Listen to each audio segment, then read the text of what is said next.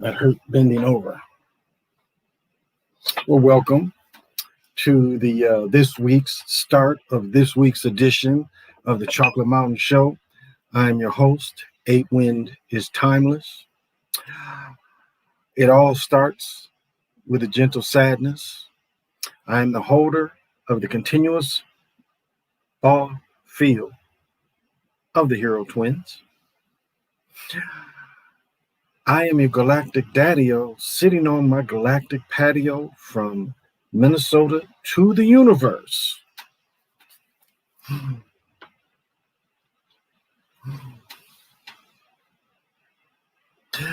Oh, so hey, Unique Breed, thank you for joining me. Hey, Rocky, what's happening? Denise, good evening to you. Hey, Tech for Your Needs, what is going on? Thank you for joining me. Hello. Hey, Crazy Sarge, what alchemy you been working on? Know Me Now Media, what's good, y'all? This is Keeman Cam. Had to change my name the other day. Okay, well, welcome. Hey, James, thank you for joining me. Oh, I do have something that is powerful to start. You know I always do commercials. He said, you're back. Let me tell y'all. One of my favorite types of beer. Now, this calls this a Doppelbock, Dunkel. Dunkel is a true German type of beer. The other companies that make them, the alcohol is not very high. This one is 7.1, and this is Andachs Klosters. I was trying to look to see how old this beer is, trying to see where it was bottled. And this bottle alone costs $4, which is still a better deal than the local brewery that costs $8 a bottle. But this is one of the best beers I've ever had. This Dunkel is like outstanding. There was only 5 or 6 left in the store, and I'm probably going to end up buying all of them. And apparently, it says located just outside of Munich, Bavaria. This famous brewery is part of equally favorite Benedictine monastery located at the feet of the holy mountain of Andachs, a destination for pilgrims to come for the since the 15th century for their beer. And remember, during the plague times, the monks that made beer made it because you boil all your beer when you start the mash. So pop them if you got them, smoke them if you want them. But this is a great example of a true chocolate. If you remember what the bud used to be called, chocolate Tide, this is very close to the way that bud used to taste. And so, and as you see, it's a slightly darker amber, which the malts are about that color. Still more of an amber than a pure stout. There's a smell when you work in a brewery. There is a smell that you run into, and it's this is. I'm going to be sad when I drink all this beer that they have. Far as I guess I'm not starting off too good. So just wanted to. Again, Dunkel beers all come from Germany. They're really, most cases, fairly expensive for a 12-pack. But if you like pure, just beer taste, can't go wrong with a Dunkel. Again, look at the amount of how strong they are. 925 sterling. Okay, Overstand Mocha, thank you for joining me. Hey, the one, that's right, Aggie Pride. What is 9? I found 48 grams of 925. Whoa, wow. So yeah, you can melt all that down into pure sterling. But yes, definitely Aggie Pride. Hey, Overstand Monka. Grey Goose is my choice of poison. There you go. 925 is sterling. Yeah, it's a type of sterling. It's a type of sterling, Rocky. Yeah, it's a type of sterling. Like this. is a type of 9.25 sterling. But Crazy Sarge, I'll tell you what I've learned though. 925 is at 89 cents a gram. Yeah, that's about right. It's about 89 cents a gram. But I'll say this: I noticed when you go to the antique shops, and if you were to turn silver into the pawn shops, they give the silverware seems to hold its value more so than the jewelry. I noticed. I don't know if you've noticed any, but 89 cents a gram. Yeah, that's about right. Yeah, because you got a 20 gram. If you got a chain, it would cost about $10. About, yeah. If you had if you had it, because silver is heavier than gold. So if you had a 10-gram chain, you would get a little less than $10. Yeah, you would have to have a heck of a lot. It doesn't hold as much value right now, but silver probably could go up. And it's interesting the way you would cut it with certain alloys to turn it back into the pure silver, and how it will separate itself from the alloy. So that's an interesting part of it. Yeah, that's about right. I think that's what I talked to someone else that's what they said it was about at that. So I guess I'll get my points out of the way pretty quickly. Okay,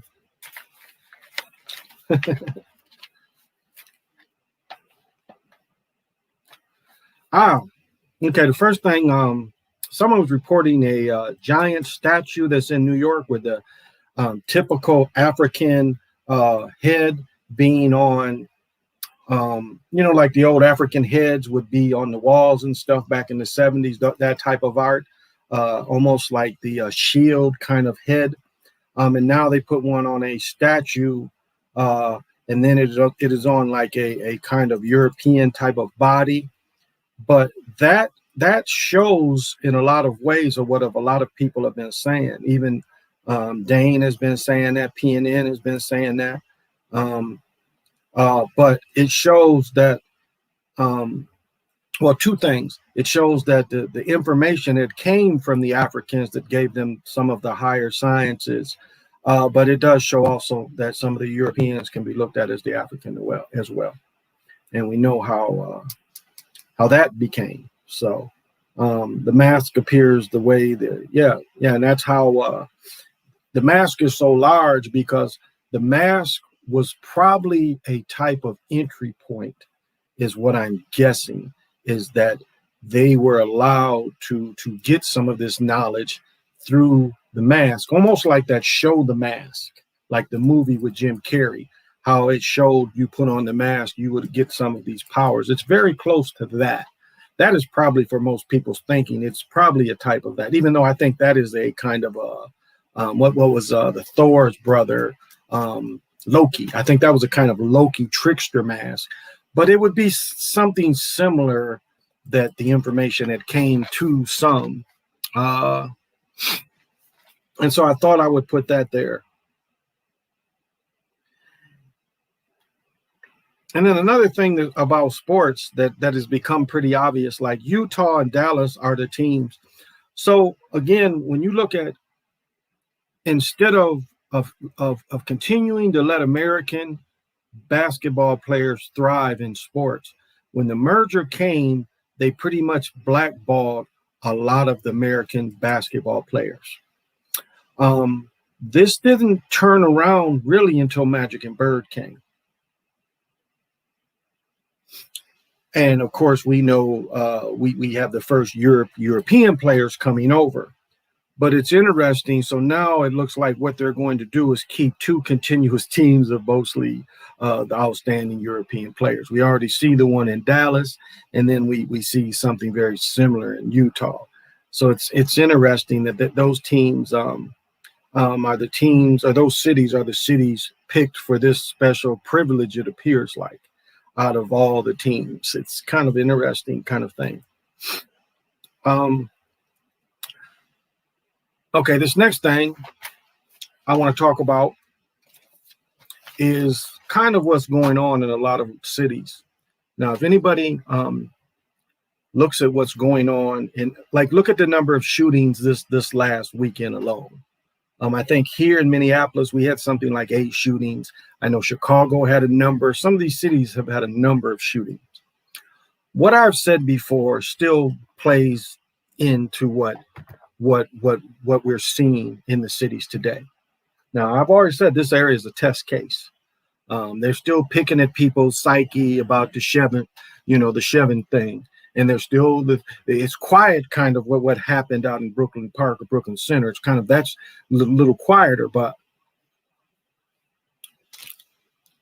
what you have seen happen, and I know for a fact this happened here, is, see, when they set up, well, when the CIA set up these cocaine factories in the early 80s, late 70s, early 80s, and the way they set it up going to these cities, they were letting certain people be the ones that pushed it out. The godmother was one that was put it before Escobar. She worked for them.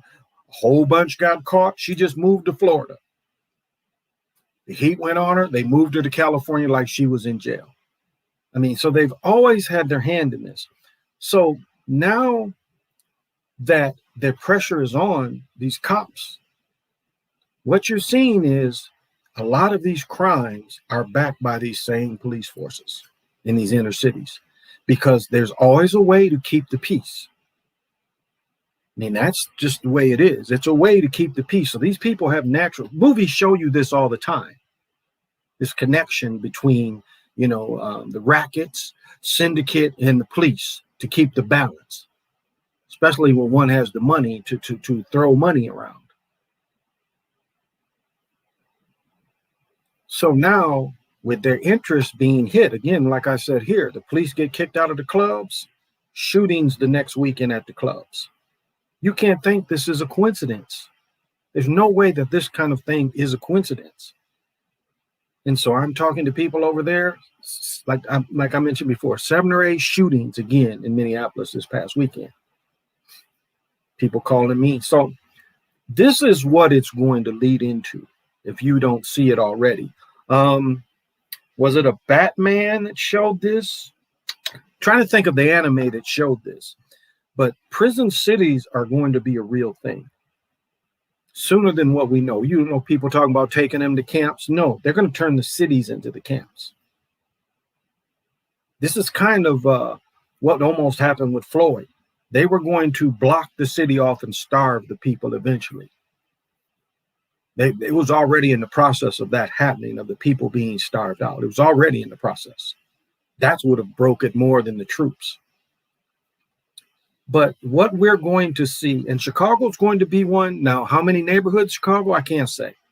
But I bet you almost all the melanated areas are going to be prison cities. And we saw an anime like this last year where they were, Batman or somebody had to go talk to, because again, when these pretty prison cities are set up, this is what part of what they're doing now is they're arming these gangs, letting them show where their control area is. Because it's tagged with guns. You get us, we get you. And it's always someone there festering. You can't let them get you without getting back and get them. And then people telling them, you got to do something. You can't just do nothing. Remember what we saw after Harold got killed? And was it a menace to society? Harold gets killed. He's like, what? You ain't going to do shit? They smoked your cousin and you ain't going to do shit? So do you see how the tag always has to end in violence? Now, one thing that you have to understand is what we are seeing a generation of as young men is almost the crack age children. Probably the second wave of the crack age children, or if not the crack age children, the crack age children's grandchildren. You follow me? So you had people that weren't really parented becoming parents, and now these are their offsprings. And they seem to, what did Drake say? They seem to sell everything out for a Gucci belt.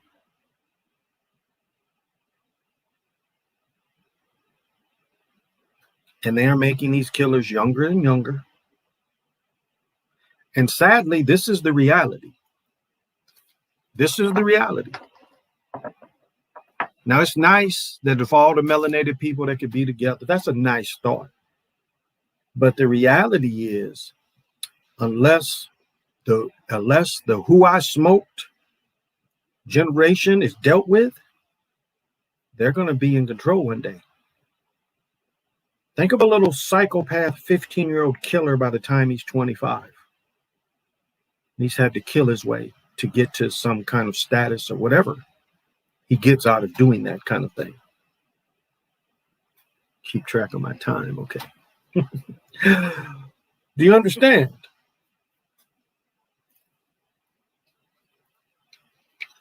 And this is going to be one of the few ways to take back the neighborhoods.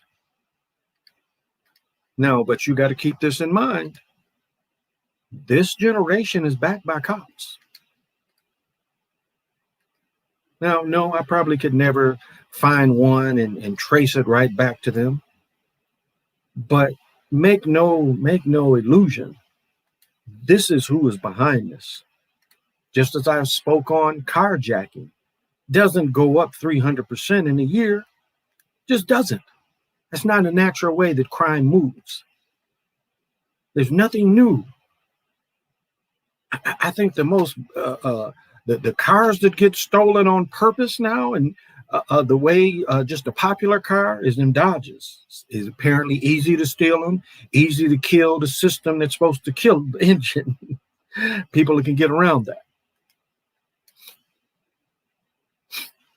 So, and the cars we hearing stolen ain't them. So we know that there's a force behind it.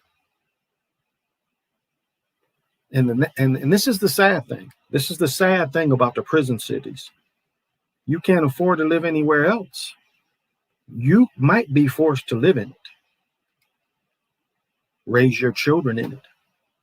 And it's going to be the same thing like okay.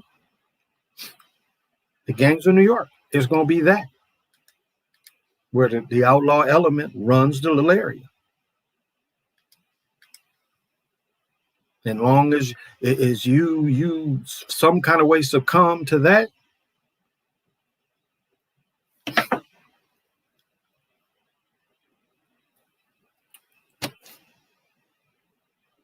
now that can be positive. You can get enough elders together and fight them off, and you rule that. Because believe me, it is going to be ruled. So why shouldn't you rule it?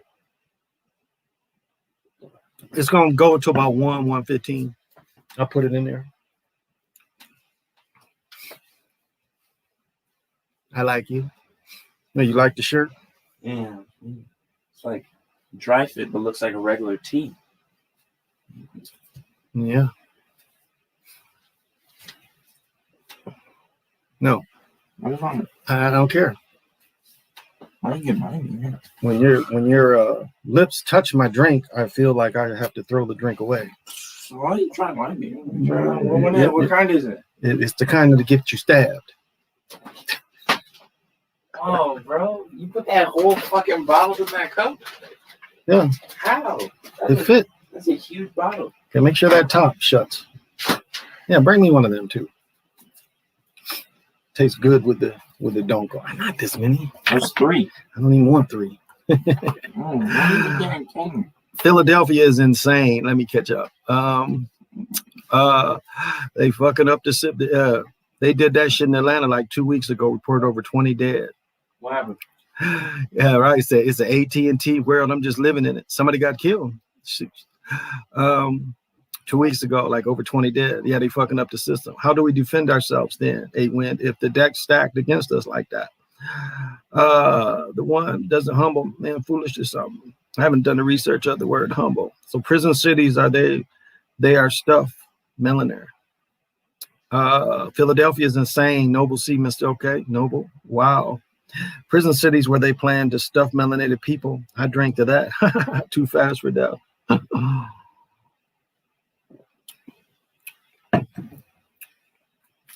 That is what is going to is going to turn into. Now, how do you protect yourself? Again, it is going to be a power struggle.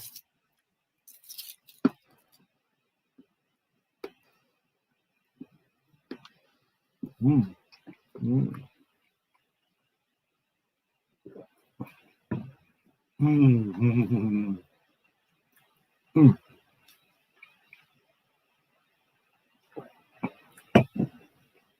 Mm. Get all those chocolate nodes out. Okay. So it's going to be a power thing. So if you have to buy property, strategically buy property, if you can buy property in the high ground, that is a great thing. Then you can defend it a little easier, see them coming. But that is the thing, is like if you live in these blocks, start seeing who is in the blocks with you, and then use your leadership qualities. Because power and force, only understand power and force. Now, supplies are going to come in the same. I imagine some kind of way there's going to have to be let people work. Not sure how that's going to go. We see a lot of movies that let people go to the gate and then they can go catch on the buses and go to work.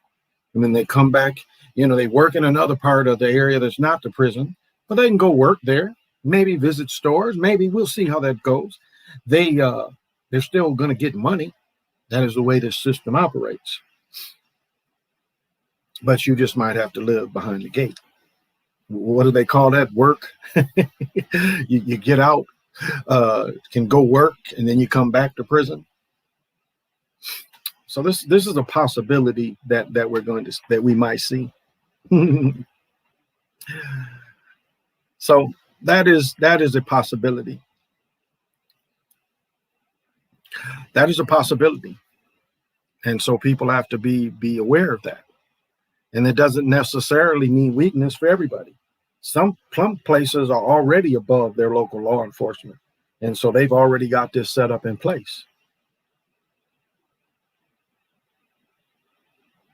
And so people are going to have to follow suit. Because I don't see any way this is going to stop. If you live in these areas, this is going to be one way they're going to say that this can be controlled.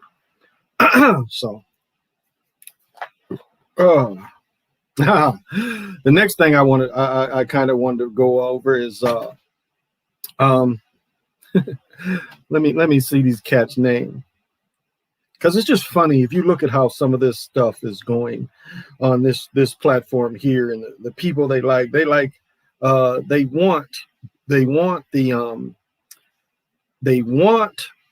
the people that aren't aware, people that don't speak of awareness.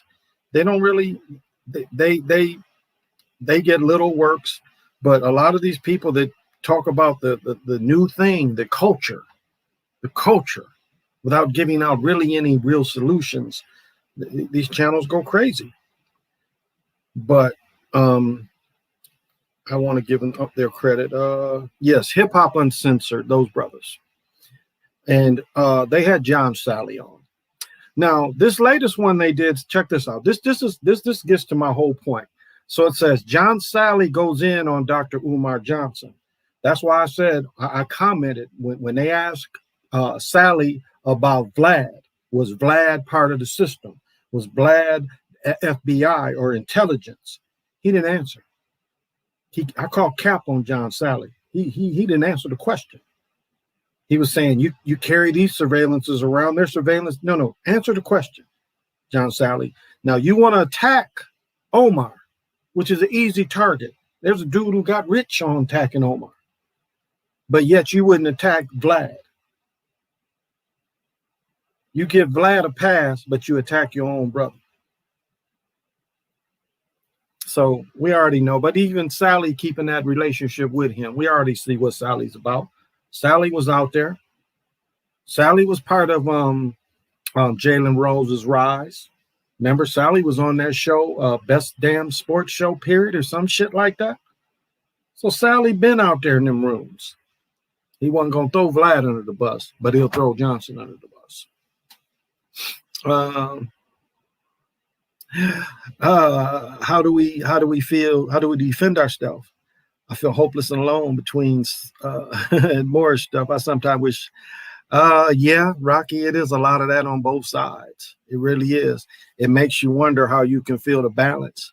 But, there's some ways you can defend yourself.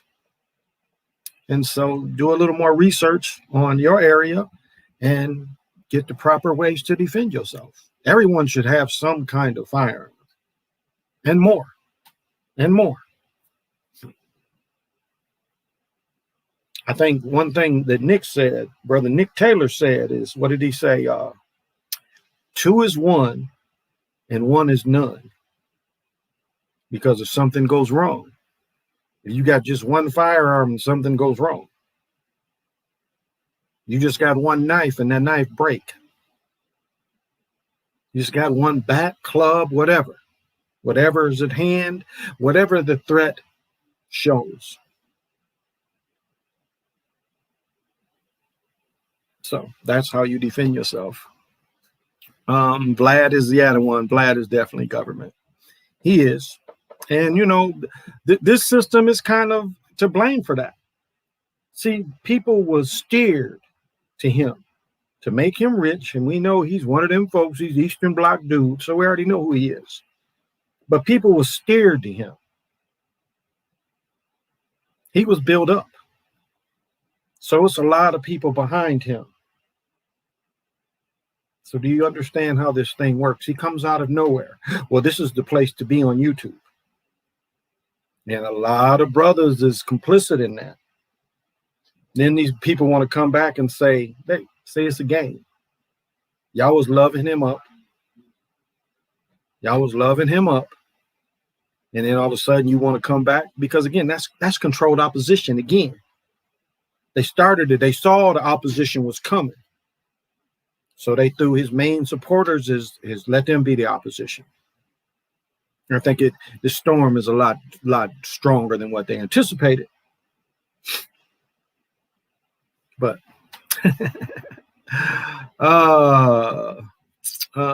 Cosmic Slot was a movie, but thanks separating the people by color, funding the mothers. What's next? Truck Doctor. Cosmic Slop was a movie too. It's a song too. And it was Leonard who got rich talking about Umar. There you go. Yeah, it was Leonard. Yeah. It's payday. I got to get me too. There you go. Lord Jamar and Vlad, the same boat. Yeah, exactly. Controlled opposition. He was somebody that really wasn't, his thing was kind of, a lot of these cats that did their thing in their 20s, they was trying to find a way to stay relevant. It's like I heard one brother, and this is what's funny. This is some funny shit. How do I want to say this? I saw a brother teaching some of Dr. Valentine's shit. It's like he used the same slide, basically Dr. Valentine's lecture. But see, for people that never really got into Dr. Valentine, you wouldn't know it. But this was one of his shit. And it was just funny how the dude was telling the same thing. And I'm just sitting there laughing. I'm like, it's like a motherfucker telling Richard Pryor joke. When I saw Eddie Griffin here. Eddie Griffin, I think he's about to come here in a week or two, maybe this weekend. But when I saw him a few years ago, telling a Richard Pryor joke, most people too young to remember Richard Pryor jokes. That's what it reminded me of. But it was like, okay. And sometimes the stuff be so old where people, do bring it back out. Okay, I understand that. I try to say where the source comes from. I think I'm one of the better people at that. I try not to say anything without giving the people that gave me the inspiration. I try to say their names. I think I'm one of the best at that. I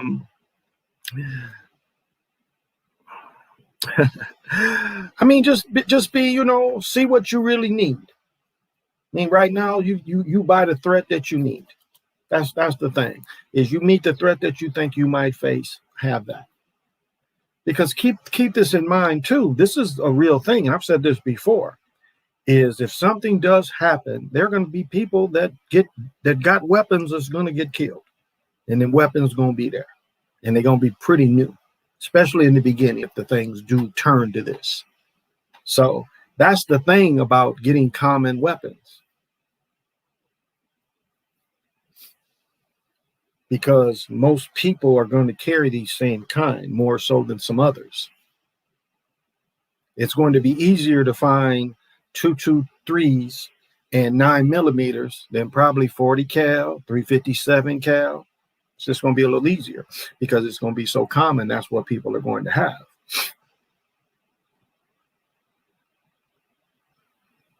So something to think about. Eddie dropping some jewels lately. I don't mind Eddie. I don't mind Eddie. Eddie been in a system, but I don't mind Eddie. That Mickey shit, that shit was funny. Like, Mickey, Mickey was on his shoulder. That shit was funny. Hilarious or whatever it was called, childish or whatever it was called with him and Master P. That shit was funny. Mickey was on his shoulder. That shit was kind of funny. That shit was kind of clever.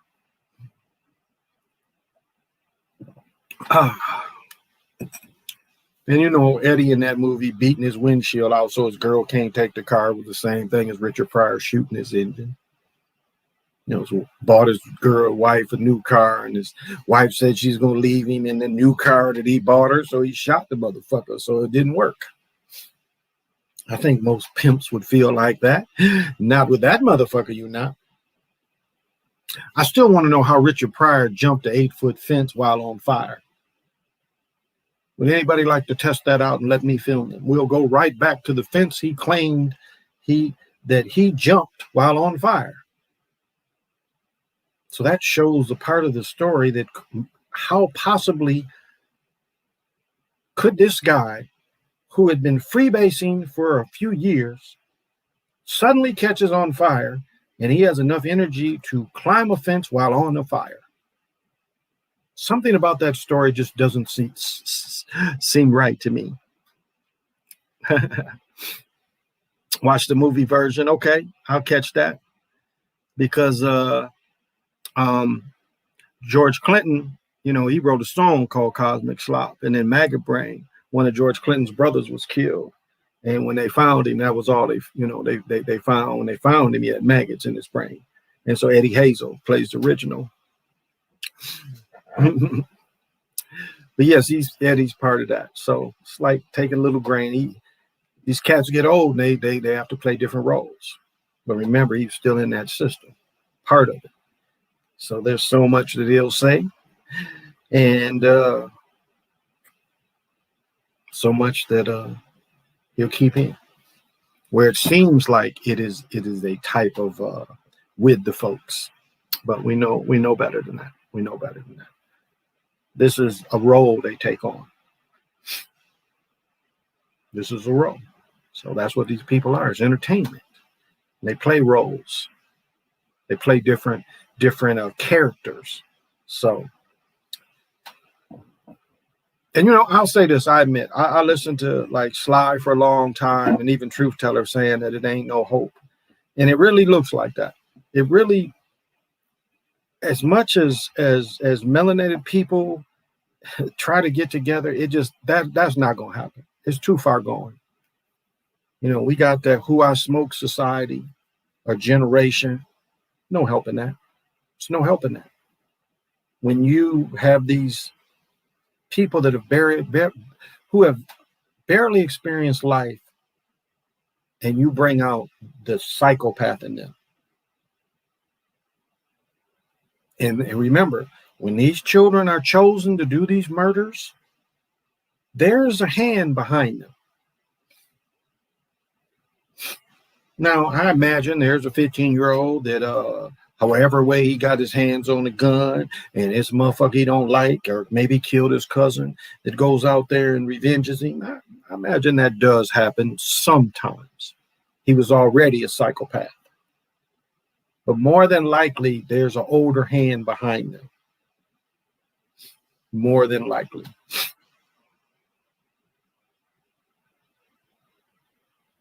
So, Amp, what's happening? Yeah, that smoke generation. Yeah, I mean, that just it's no way to get around that. That is no coming back from. It's glorifying psychopaths. That's what it's doing. It's glorifying young psychopaths. That's what you have to understand. and it's teaching more and more children with the Bibi thing. It's teaching children that if you're a hero for a year or two, that's good enough. Even if you got to go to prison because you're young, you figure again, life used to be 20 years.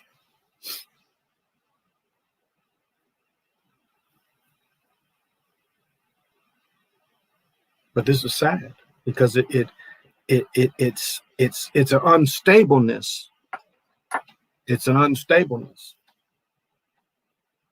Because what look at other 15-year-olds trying to be 15-year-olds, but yet they might have to go to school or be amongst these psychopaths.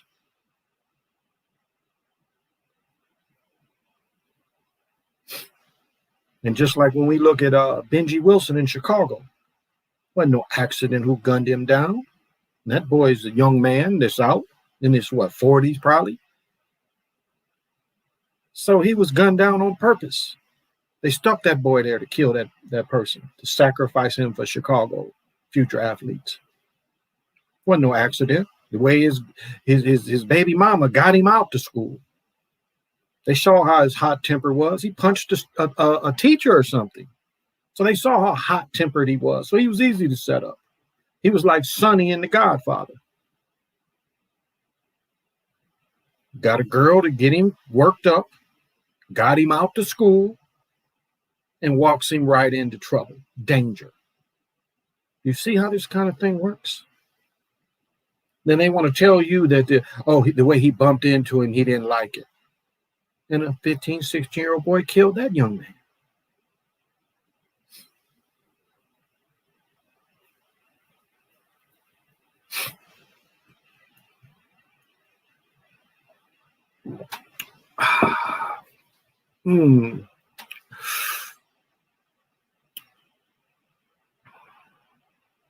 Yeah, I talked about that.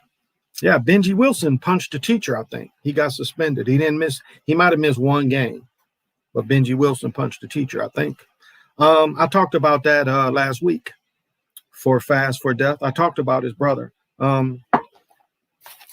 See, anytime you see the three names,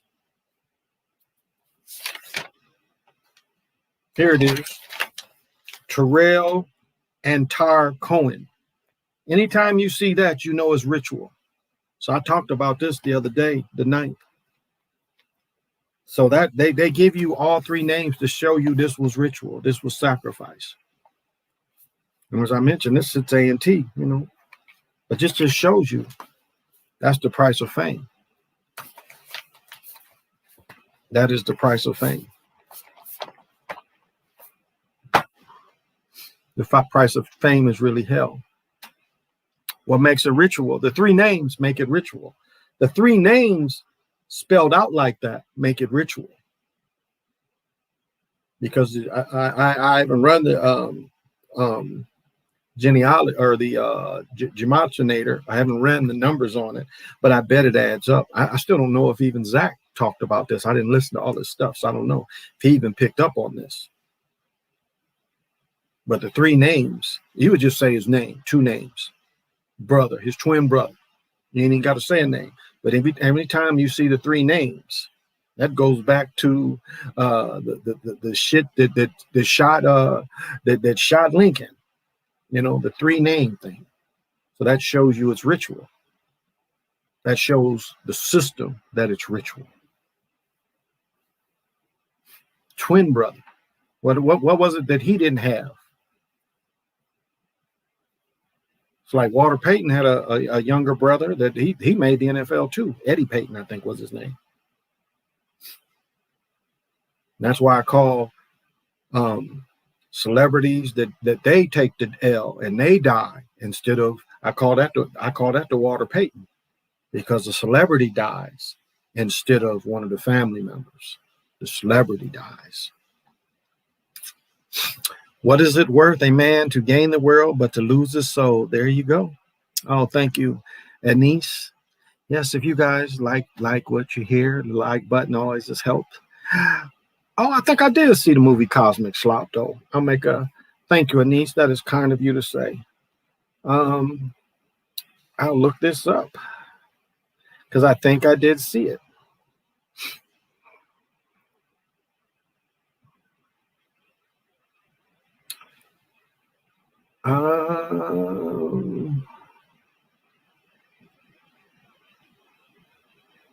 Is it Space Traders?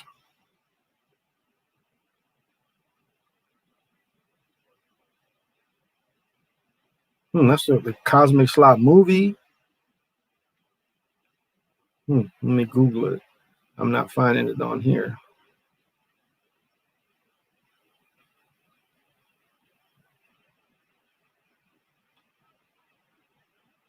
Oh, here we go.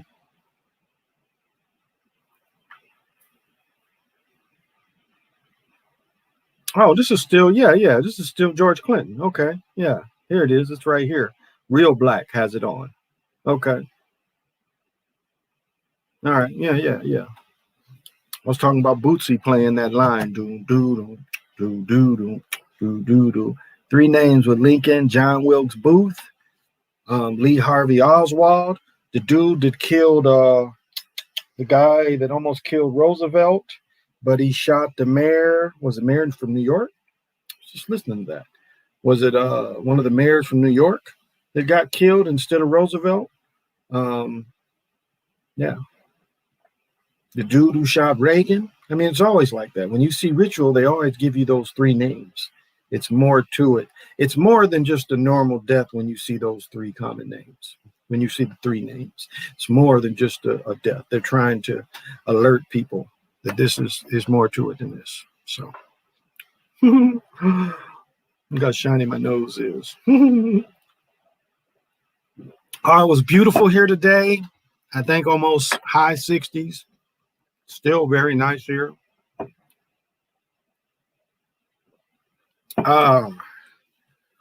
Still very nice. I've got all the windows open. It's 52 degrees. It's going to be in the 60s all week, which is it's going to be 70. Oh, 70. It did hit 70. A little cooler tomorrow, a little cooler Friday, but still wonderful weather for this time of year. One thing I love about my room, when the sun first comes up, it shines. I've kind of put a crease in my curtains, and so the sun comes up and just hits me perfectly. Like every day when it first comes up, it just perfectly sits there, and I can just feel it energized.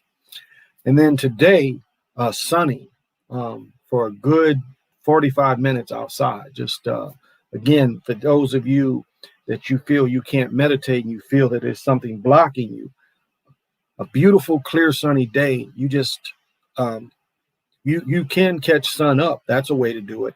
But also when it goes sundown. Like first start messing with it when like say 9 or 9, because about 9:15 is starting to get dark here. So if you go out there about 8:30, 8:15, the intensity is not as bright. And if you can follow it, and like I've mentioned before, one thing that you'll see is the sun is slower moving because the day is longer.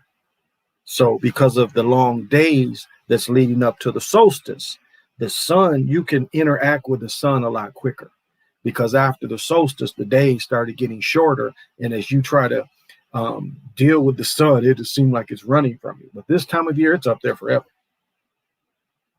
I just know I have to shift to follow the movement in my area, but you can still follow the movement. So,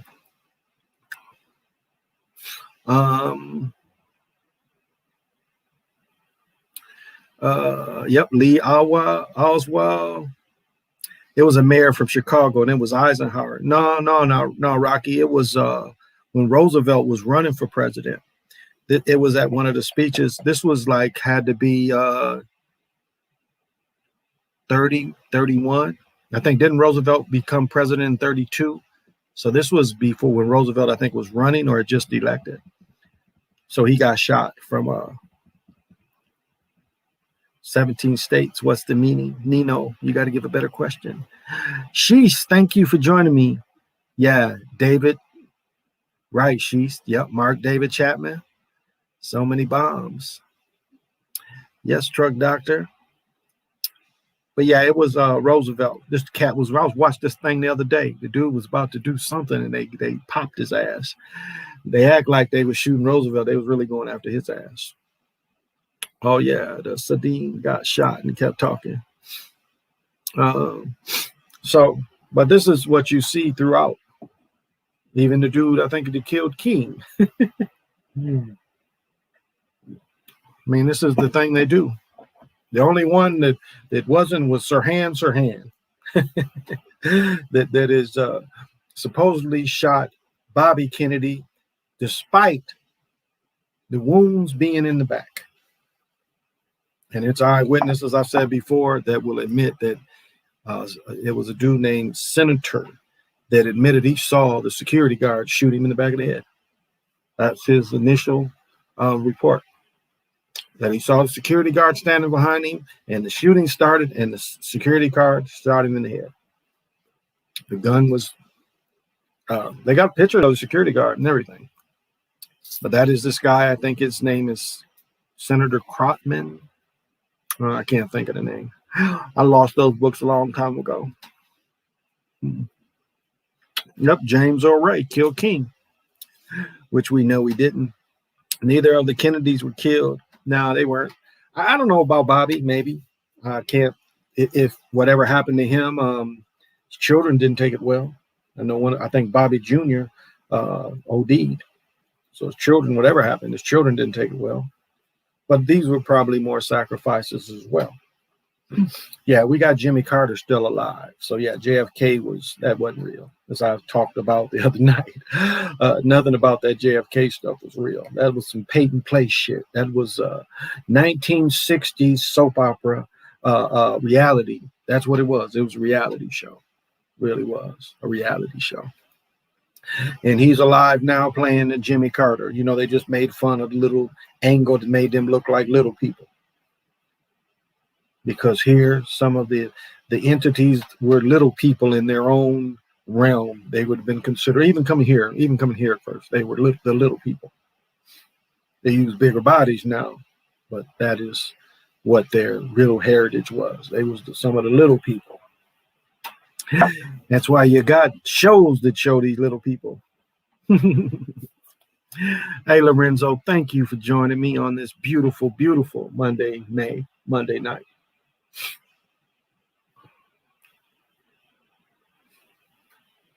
It's just interesting how people. So here's an interesting thing. Somebody came up to me and asked me for my advice. So I'll bring this out without saying any of the names. So there's a guy.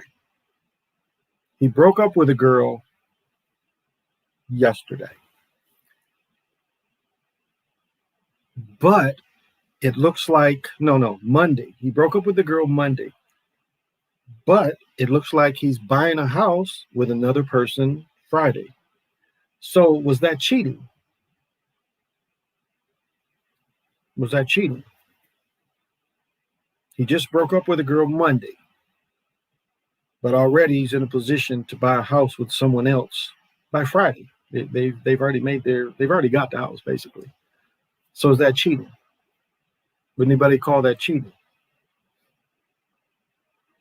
Now, if they wouldn't have broke up, it may well have been that he wouldn't have bought the house with the other young lady.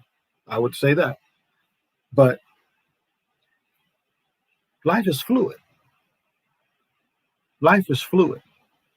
And so you have to be fluid. And if there's something that you are not 100% with, why not always keep your options open? I think that's what we all do. We all keep our options open. Lorenzo said no. Old Hollywood. That's why it took 13 years to release the Pewter film. It's fake. Yeah, it's definitely fake. So no, that's not cheating. That's what I had to tell my friend. I was like, no, it's not cheating. It was like, well, it just kind of happened. It was like the numbers was there, the money was there, and the opportunity came, and it was somebody that they adored. They adored the person, and an opportunity came, and they both put their bread down, and they got the house. That's what I do. I keep my options open. There you go. And that's what people don't understand. And there's always options. People look like there's no options. It's like people really look at like they heartbreak you. I mean, it's really funny. And that's what I have to tell this young man. I'm like, no, ain't nothing wrong with what you're doing. Well, she's telling the friends and this and that. Well, you cut her off. So it don't matter what none of her friends think and say. She's already been cut off. So you move ahead. And that's the best you can do, is just move ahead. Now, I'm not saying if you're joyful in your relationship, be joyful. If your stuff is solid, there's nothing like this that would come around. The midgets. The midgets, yeah. And so that was my advice. I said, no, that was, the other person, there's nothing they could say. There's nothing they can say. It moved by them. And you move the way that energy is supposed to flow. It's like, let me see if I can think of the name of the movie.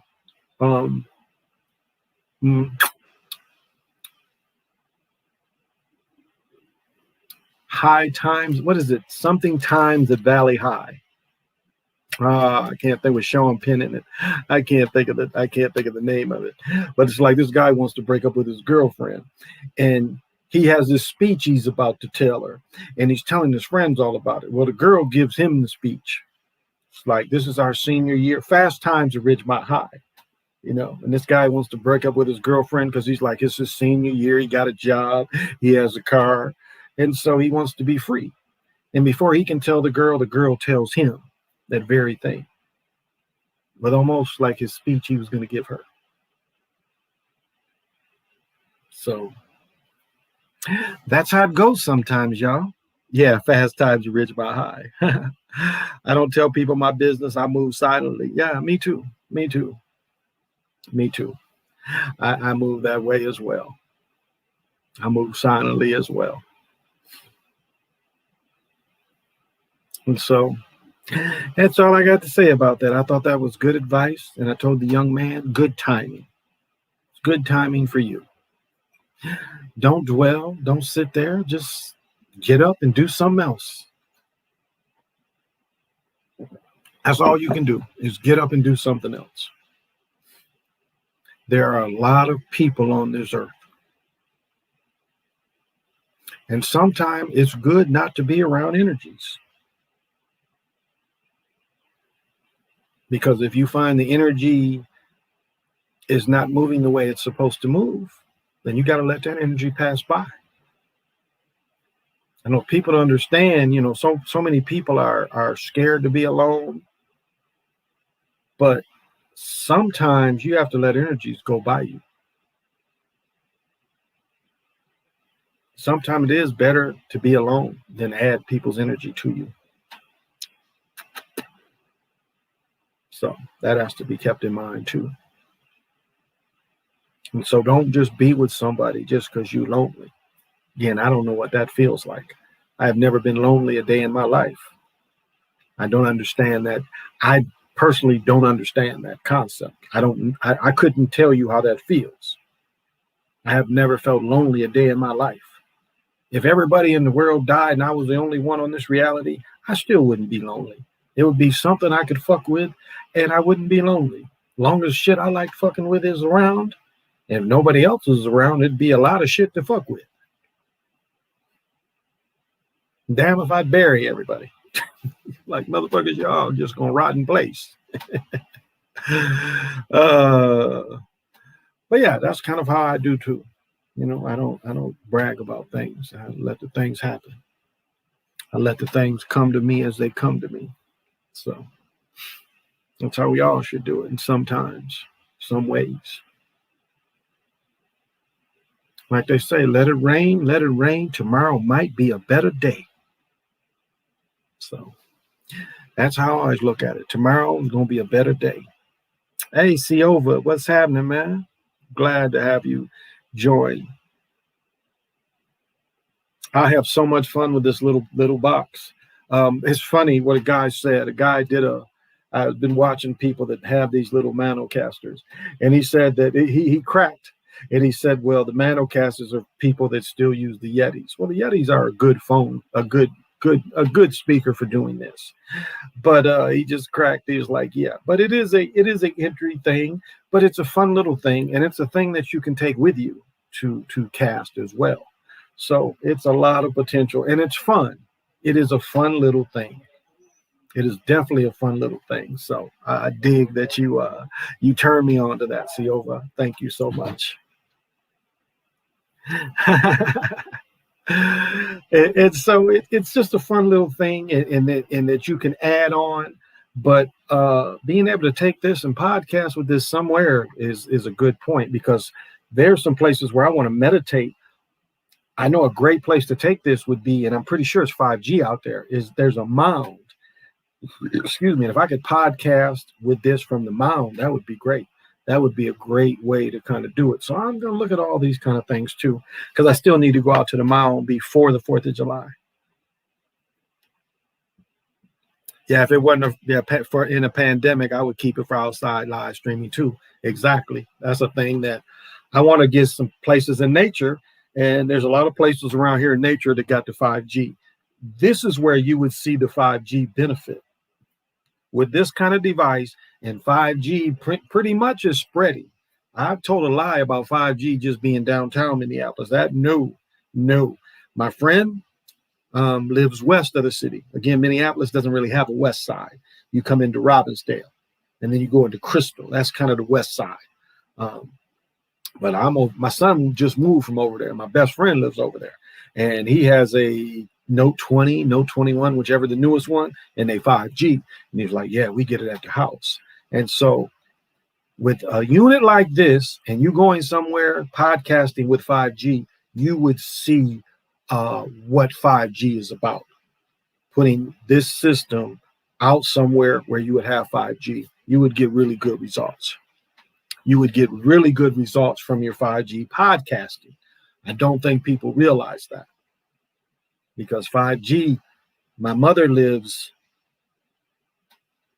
south of Robbinsdale and downtown. She lives kind of southwest, but not much west. But she has 5G. One of the hospitals down here, I noticed the signal went. So it is spreading. And so that is going to be one of my tests, is to go somewhere where it's 5G to show you this. So that's one thing I look forward to, is to showing this little system where 5G is. And so I look forward to doing that. And this is just something, I'm going to get more equipment. This is just something to have fun with. I do like, this is my favorite thing. I could do that all day. That shit's funny to me all day. That shit's funny to me, and I'm copying my man Siova, because he hit me to that stuff, and that goes back into old radio. You know, a lot of the old radio would have these kind of things, but it's just fun. It's just a way of having fun. You say something clever by a sound, and it's just fun. That's all. And the thing I want to do is, they got these open ones, and I want to put Bootsy, because that's what I want my introduction to be. That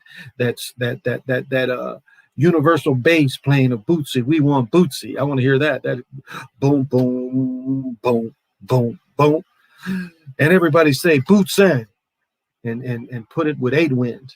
8 wind. We want 8 wind.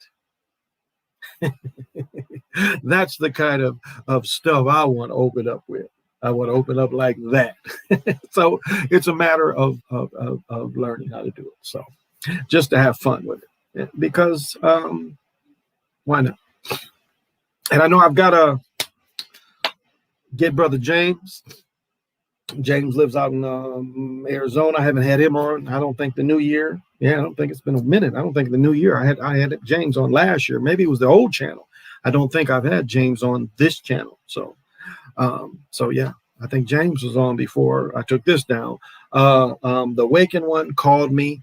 I think she called me. I said hello, and then I heard her say something, then she hung up. So I got to get her back on here, because we missed. I think we didn't come on in May. I don't think she was on in May. So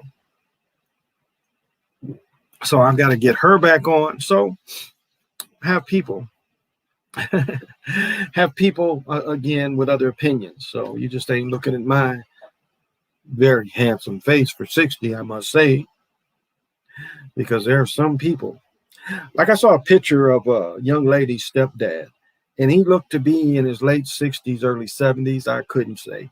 But she kind of made a laugh, and she was like a white girl.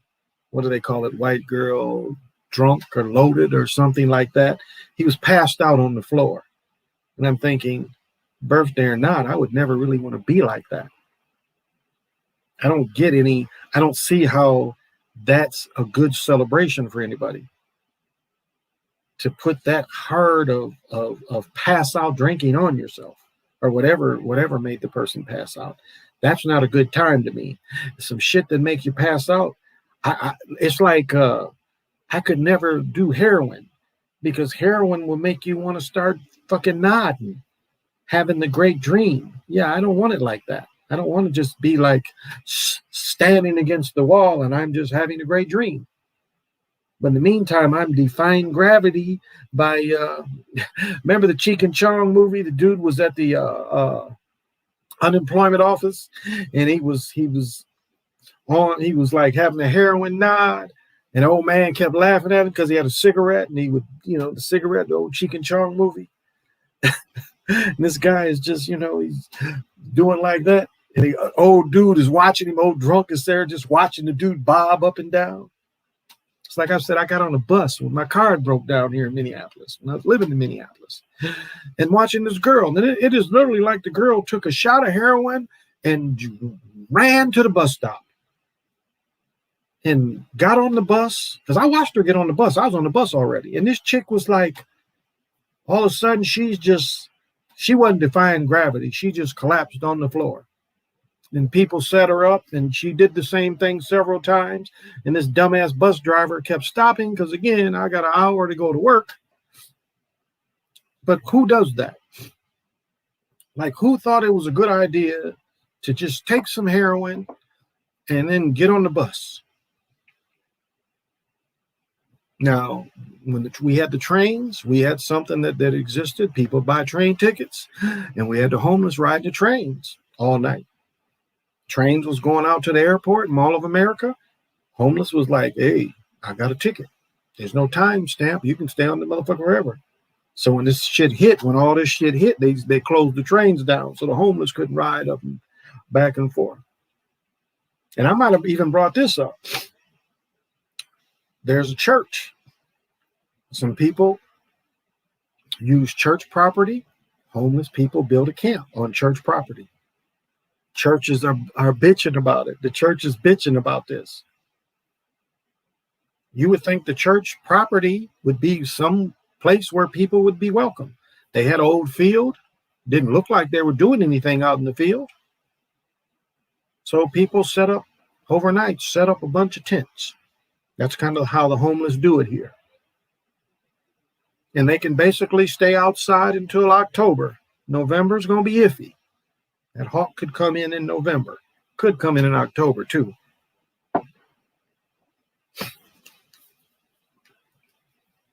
But you would think the church would welcome these people. No, they want them to go to jail. I just got back after you watch this later. Okay, Overstands. Thank you for joining me. Lost a dozen friends to heroin, fentanyl, and I'm 24. Wow, too fast for death. Since you mentioned it, I just now listening to that same song on my phone. Instead of saying Bootsy, I am saying 8 Win. That would be dope. There you go, Lorenzo. I think so too. I live in Los Angeles. The homeless situation is very bad. They will set up camp anywhere.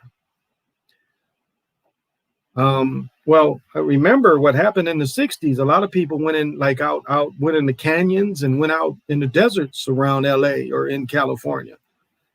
Communes, that's how the communes was set up.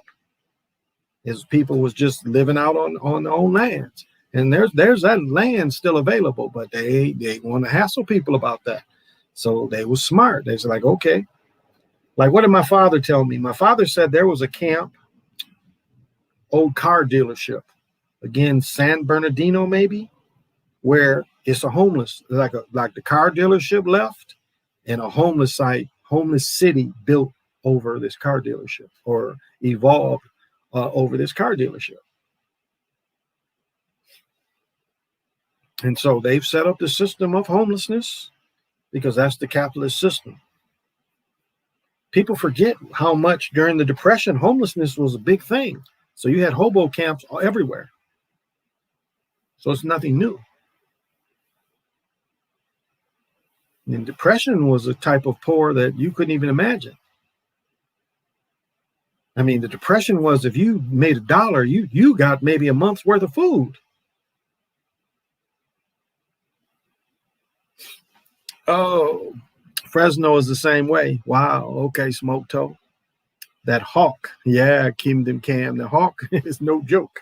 Richard Pryor say, I'll be prejudiced tomorrow. You know, people in the north trying to be prejudiced when it's cold, and they hit that hawk. Yeah, I'll be prejudiced tomorrow. Let me get my ass up out of here. And the hawk is downtown Minneapolis for sure. Oh, I saw a hawk killed the other night. And I wanted to stop. I went by it a couple times, and I wanted to stop and pull them feathers out and take off. But they will arrest your ass for doing that. You can't fuck with them hawks. Venice Beach used to be the American dream. It's everywhere. Venice Beach used to be the American dream. Yeah. And that's the problem, is it's allowed. It's allowed. Because that's part of the capitalist system, is people that don't have any purpose can be throwaway people. They can be throwaway people. And that's, psychopaths can prey on throwaway people. We don't know how many people get killed a year. We really don't. Because a lot of people that have mentalists, remember, they've closed most of the Salem asylums. A lot of people put in prison or just let out, let loose. Instead of somewhere getting treatment, unless you really got money to get treated like that. A lot of places for people that ain't got money to get treated like that. There ain't state-run things like that anymore. They either put you in prison or you out wandering. That's why they try to hide the homeless vets up. They don't want that going out there too much. That you come from the service and you don't have anything else you can do. You might be too fucked up. You might have an injury where you can't do no real work. And it ain't publicized. That's why you got to look at part of Iraq. You got to look at that as a bionic war too. I've told a story about this cat, and this cat was an asshole. He was in the service a total of 6 months. No, let me take that back. I think a total of 10 months. He went through his training. He was only in Iraq about 3 weeks and got his legs blown off. Riding in a Humvee, IED in the road, blew his legs off. They bring him back, give him bionic legs, buy him a house, give him a job. It almost seemed like it was a setup. It really did. It almost seemed like it's a setup. But my point is, a lot of that war was the pushing of bionic parts. Just like we had little Tink Tink that over in I think he was in Australia, right? They was trying to publicize it then. You can ride a bike, you can run with these bionic parts. Well, we had a war that made a lot of people that needed bionic parts. So you could look at that war as part of that. Gave you the what is the word? Gave you the clients, guinea pigs. American Broken Toys. There you go. Yep. American Broken Toys. Couldn't said it better myself. That's what it is. But it almost seems like a setup, like it was planned for people to accept this kind of thing.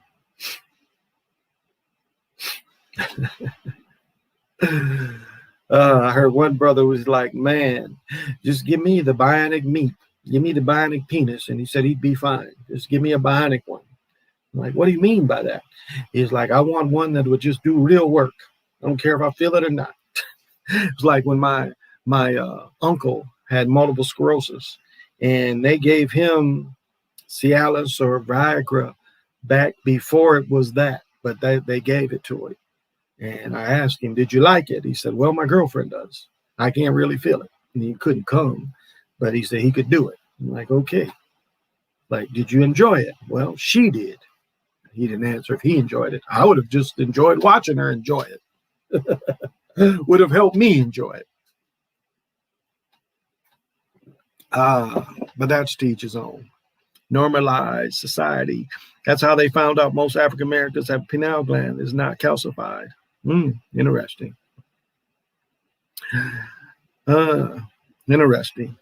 Interesting. Well, I mean, it's always been a part of the culture, spiritualness, now religious spiritualness. I mean, I put a thing. I mean, what did it say? When you had the indigenous living on the East Coast, they didn't need to clear all the rivers. They didn't need to clear swamps. They didn't need to do any of this. They cleared the little areas where they lived, and they lived around nature. They didn't need to destroy nature to live within it. They worked with what nature gave them and tried to destroy as little as possible. And so, didn't need large cities, but there were cities already. There were cities already here. We know several stories where they would kill all the people and then just move right in where the city was. Same places where they worship, they'd put a church. I mean, look at what they did in Mexico City, where they built them churches. Them old churches been there since the 15th century. They built them all pretty much over where pyramids were. They're trying to keep that energy for themselves. And it's been controlled there since the 1500s. The Creoles had beach houses. Nice. They had beach houses. I know my stepfather's family, we found out that they once, in Louisiana, they owned beachfront property and didn't know better, sold the property, but one time had beachfront property. And then, the thing they made famous is the brother in LA that bought beachfront property in LA. And they did the, not the document of discovery, but eminent domain to steal their beach so others could make money off it. They called it eminent domain so others could make money off it. And the family apparently fighting this just got the land back. Because we know that's how they did Americans. It's like a Prime Video showing another underground bullcrap. Some bullshit.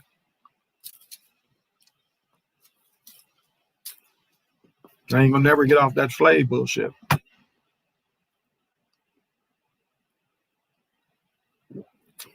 Lying to people about that shit.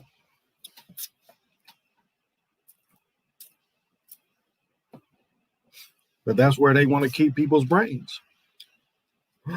They want to keep you tied to the slavery.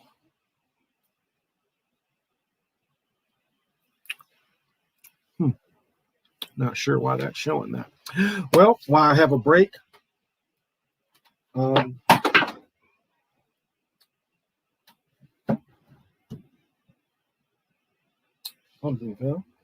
going to do the divination. So we should be at 13 platoons, 0 cartoons, 8 tunes.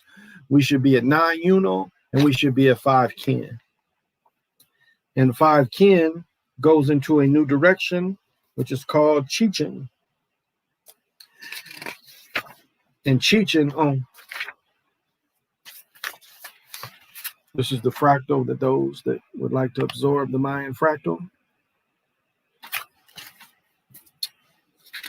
And then again, this is a great new system. The system is coming from the East, so it's a new cycle. So those of you that want to manifest and you'd like your manifestations to go through the next 4 days, it would be it would help you to manifest from the East right now. So serpent, nervous system, reptilian brain, integration, attainment of autonomic functions. And in the Toltec, Zotec, it is called snake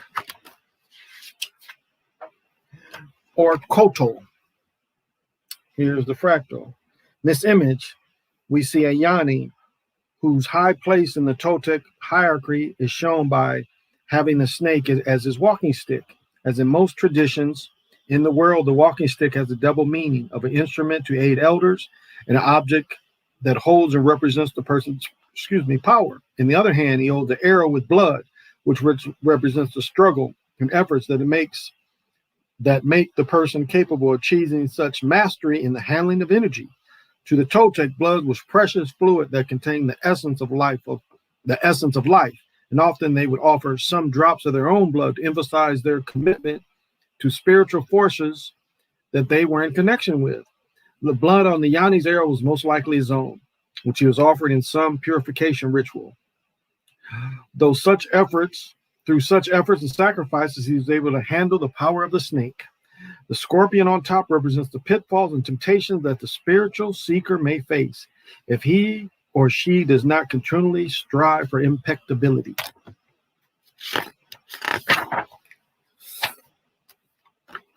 The dualistic understanding of the world is at the core of the Toltec tradition. It is present in almost every aspect of the culture. It is within the perspective that the snake reveals its most archetypical features. To the Toltec, the snake is not the enemy, but a necessary half of the sacred duality of the spirit matter. It is seen as lower for comparison what is higher. Unlike the Judeo-Christian representation of the snake as evil, we need to kill. For the Toltec, the snake was either the material world or the side of our personality that we don't like, because we believe in our weaknesses. From this point of view, it is remarkable that the serpent could be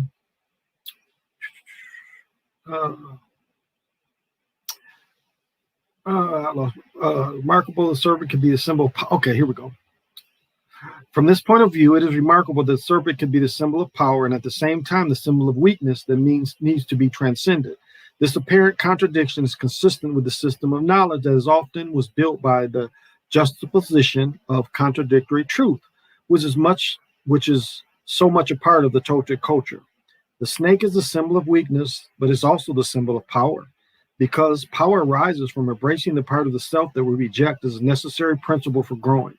The snake is the symbol of power because it contains the potential development to develop feathers and start the flight of Quetzalcoatl, the plumed serpent, which is uplifting of awareness. The message of this card is to recognize the power in yourself. The other meaning of the card is to be fully aware, as the Toltec were, they were entitled to and deserve to have a direct connection with the Great Spirit without intermediaries. The Toltec knew the way to do this was not through the archetypical fantasy of becoming a perfect or enlightened, but instead going for that sacred encounter as we are with our virtues, flaws, because there is no time in which we will be totally good. We are dual nature, and therefore the killing of the serpent, mundane life, will be killing the soul, just the same as the killing the eagle, the spirit, will be killing the soul. The sacredness of the serpent, at the same level as the sacredness of the eagle, reveals that both sides of ourselves are necessary. The tensions between them know that the dance of the eagle and the serpent pushes us toward the growth, toward the quest, to our original Great Spirit.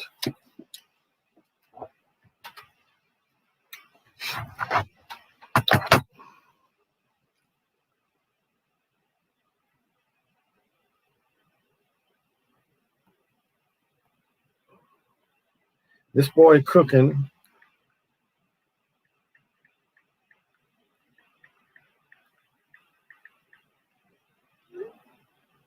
Damn.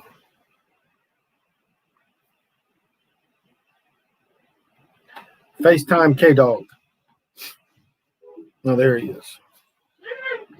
Damn, man. How long you think this thing take? I don't know. Told you an hour and 20 minutes.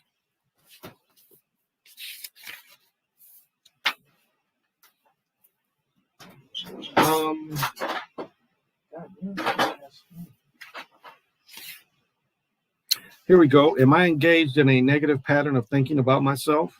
Am I engaged in a pattern of negative thinking about others? What parts of my own life am I trying to get away through my negative thinking about others? Am I wasting opportunities for growth to do my work trying to avoid conflict? What negative emotions have I been experiencing that I'm afraid to acknowledge? Who am I targeting with these emotions? Someone else or myself? Or is that different? Am I willing to be honest with myself and admit openly that I am what I've been trying to deny? So whoever needs this, I send that out to you. I'll send that out to you, Empower. I hope you can use it.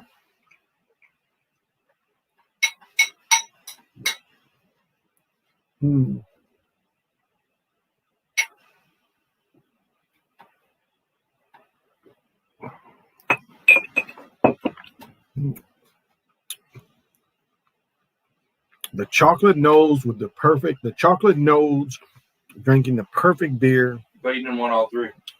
I got one left. Is beautiful. Gosh, I guess given my divination, a lot of people left. But that's okay. I give it out anyway. It's funny the numbers they show with this. It's just a funny kind of deal.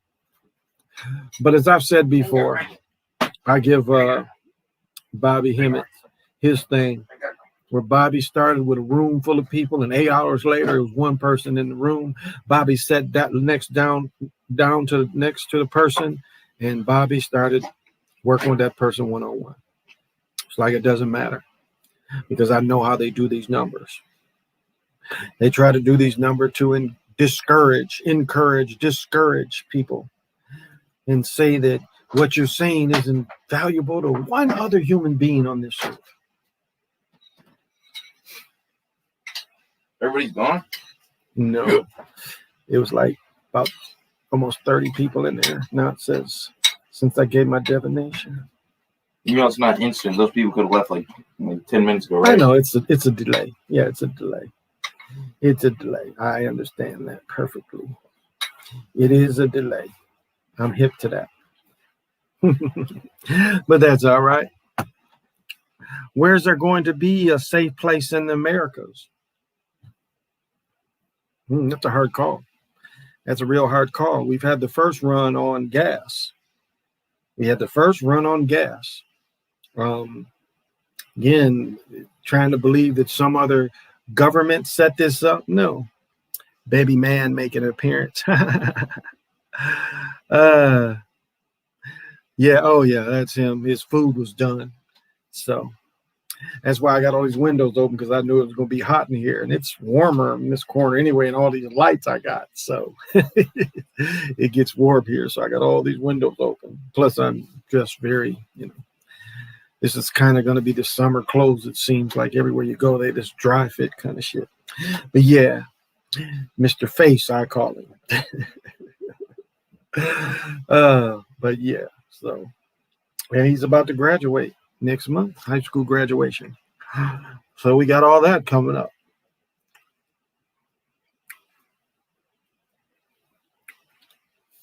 So that's a applause for him. Let's give him an applause. Graduating. Give him applause. We here. Okay, I appreciate it. I wasn't going to go terribly long tonight. This is my first night back. I think I dropped the video earlier. But it's just, I think, like someone was saying, where's the safest place going to be? You have to turn into where you go, make it safe. Where you go, make it safe. Where you go, make it so you can defend it. Dogs are a great thing to have, because they can be always alert around your spot, especially if you train them properly, because this can be an extension of you. And I don't have dogs, but I'm saying on a defensive kind of thing, it's not a bad thing. But you have to make where you live work, and make all little things. Like, when Kevin Hart was talking about keeping knives all over his house, you could do something like that in the neighborhood, where you could stash things that in a situation, it's always something near. So it doesn't necessarily have to be stashed in the house Maybe they should put people Or- on game. stashed around your property, not just in the house, Put people on game. a little bit. Put people on game. Tell them not to stash it in the house. If you got somewhere to stash somewhere else, you might got a couple of houses. You got a couple of hoes, stash it at the hose. Okay, whatever that meant. You've been wearing them pants for like 5 days. They're probably What? glued on you. When's the last time you washed them things? What are you talking about? Look like These are Michael's. pajama pants. Them is sweats. Them ain't They're pajama like pants. Pajama house sweats. You wore them to a party last week. What is you talking about? I haven't went to a party in like months. Oh, then you lied last week. That's what you said you was going to a party. Weird. What? Who Last picked week? me up? I don't remember. Somebody. I don't know, maybe. Last That week. guy from Romania picked you up. Who? That guy from Romania, that weird looking dude. Who? You like, can I say city? Like, man, Oh, you out here making shit. like Vlad and shit. Vlad the Impaler. Where'd you get him from?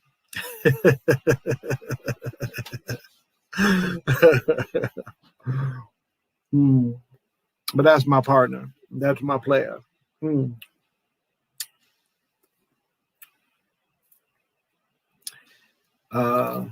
This thing by life called life goes by so fast. That's why you love who you can love. And you do for others as much as you can do. And then it's no more you can do for them. You move to the side. You just move to the side.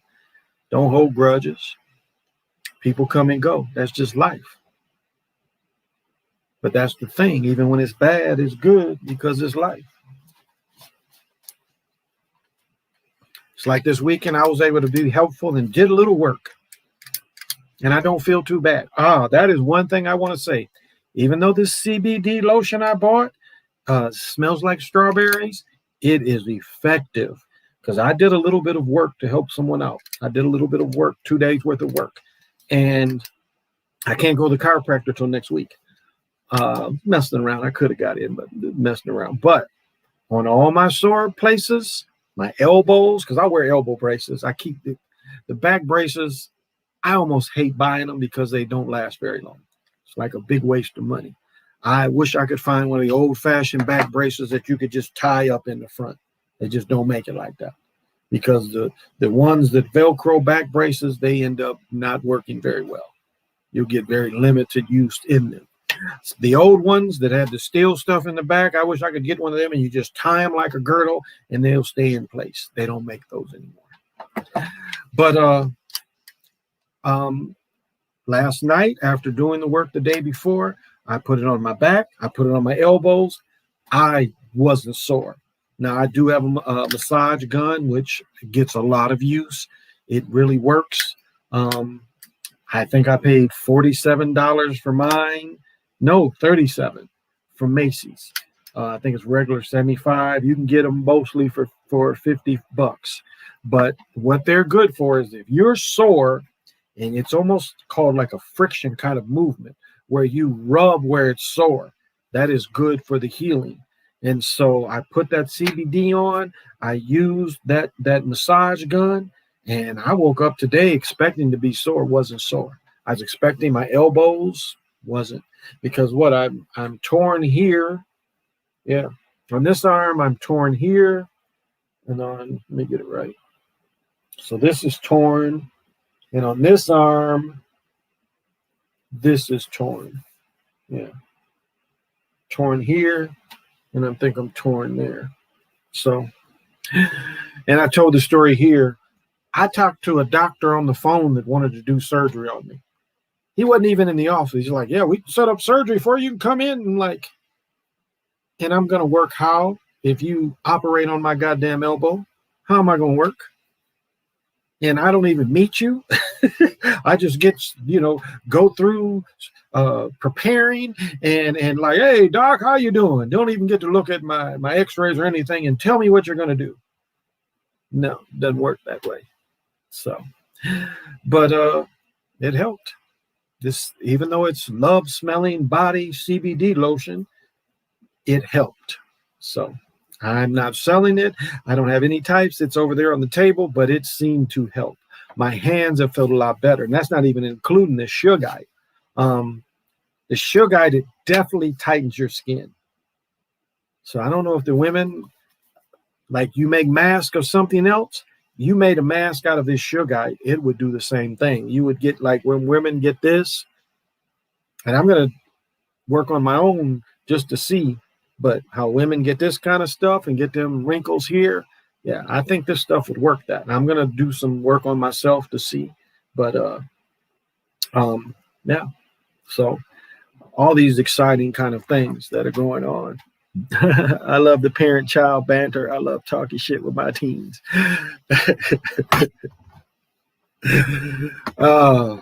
Yeah, he tries to get, he's like, yeah, I'll knock you down. And I'm like, yeah, but you'd get shot before you did it. And then what would you do? Because they know that I'm a gangster ass bug. I'm a gangster ass bug. But you know, I'm just playing with him. But not really. I just self-preservation, you know. But no, he would fight for the world for me. I know that. I've told the story, and I'll repeat it, about my daughter and letting her play with the neighbors' children. And the first time he was out here and seeing my daughter at the park without me, he was like, that's something wrong. And even though I gave permission to this grown-ass woman, he looked at her like, I don't know you, lady.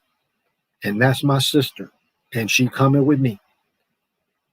And the young lady said, is that your brother? And she said, and she was going, walking with him.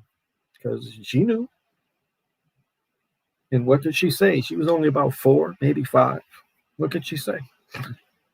But that was as he saw it, that was a situation that shouldn't happen. Her being at the park without me is something that shouldn't happen. So he felt that, you know, like he told her, I don't know you, lady, but this is my sister and she coming with me. So that's his mentality. And you can't beat that. As much as he gives her shit, and he would fight the world for her. He really would. And it's interesting going by. She imitates him all the time, picks up his stuff. And so that's the good thing, because he was her age. The age she's at now, she's about to be 10. He's 18. He'll be 19 in September. So they're about 8 years apart. 8, not quite 9 years apart. Well, almost 9 years apart. So. But he's the youngest of 5 brothers. So he's picked, and he's almost the biggest. My other son is 6'7". He's bigger than and it's funny, all my children, my mother is only about 5'1", and all my children like really love when they're taller. And my daughter is about 10, and she's about tall as my mother. My mother has her about an inch, so my daughter's about 5 foot, which is kind of funny. That's how all of them kind of gauge themselves, is first being taller than her, and then being taller than me. So all my children but one are taller than me, except the girls. The girls aren't as tall. My one daughter's only about 5'6". She's like, what happened to me? And I think my oldest daughter, that's 30, she's about to be 31. Her mother's short, though. She's probably only 5 foot, 5'1", 5'2" herself. She built like her mother and everything. Little narrower frame. Her frame is almost a lot like mine compared to her mother. So she's got long legs. I remember one of the last times I saw my oldest daughter, I refereed one of her games, and I just saw how she was all arms and legs. She looked a lot like me at the same age, so I was kind of laughed to myself. And I know her mother and her man had to be kind of like, oh shit, he's here. But you know, that's how life is. You just run into them. So I knew her, she didn't know me. So that's okay too. Well, I wasn't going to go all night tonight, y'all. I wasn't going to go all night tonight. But again, thank you for everybody watching. I want to ride on to everybody watching that stays with me. I think that was like my second, I try to work on that. Just having fun with this equipment. Again, it's just something to have equipment. Oh, Barbara. And Barbara, I'm about to go off. I'm sorry. You came in and I'm about to go off. But I thank everybody that's come in. I appreciate it. I guess I can go another few minutes. Like, this is the thing. It seems like we have a lot of time to prepare for the doom and gloom. And when I mean prepared, that's what should be going on. You guys should be preparing. I don't care if it's saving food, buying ammunition, buying guns. There should be some way you are preparing for doom and gloom, because you can just smell it in the air. So as much as they say that things are going to be returned, and it's returned. I mean, here it's full, everything's open here. And as I've said before, people never wore masks outside here. I know in Michigan, those people were trained and thinking that they have to wear a mask outside. Not here. It was never that here. Never that here. Sports, the sports that's played outside, the children don't wear masks. So it's not like they're doing these things and they're wearing masks. They're never wearing masks. So, but I appreciate this community of researchers. I do. I really appreciate you guys, because I want to be questioned. I don't want you just to, he says it and so it's got to be. It's not like that. You have to experience these things, how it relates to you. And that's why I bring the way to meditate, the way to bring these sounds and vibrations. Because each one of you can use it the way that is best for you. And this little thing costs less than $20. Handmade. I think it still says on here, made in Nepal. And so you can create your own little energy with this, or break negative energies with something cheap as this. I don't sell these. And maybe in the future I have access to them. Same with crystals. I have access to them, but you have to use what works for you. I'll just give possible. Oh, let me tell. Oh, I did find this. I buried this. Now, Judy Hall will make you buy a ton of books, but in each book, she will give you a lot of examples.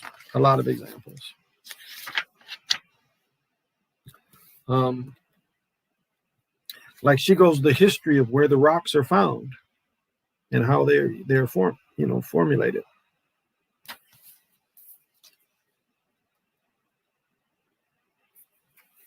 And she gives you a reference of, I would say this is book 1, and I would say this is a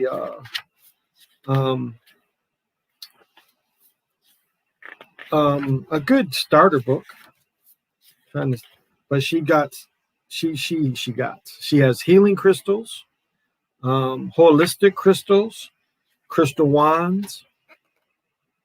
Like my crystal wands.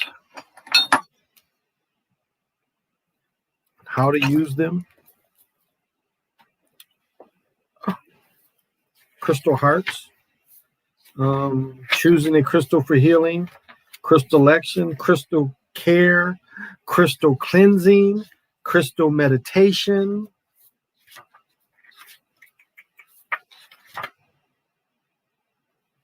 And so from the start of just simple agates, crystal attributes, crystal beings, and she starts with simple as the agate. Then she shows lace agate. It's pretty simple. Now, one thing about this person is she is a channeler. So a lot of her work, like these cards, are her cards, Judy Hall. But for some of you, may be interesting to buy her books instead of these other books.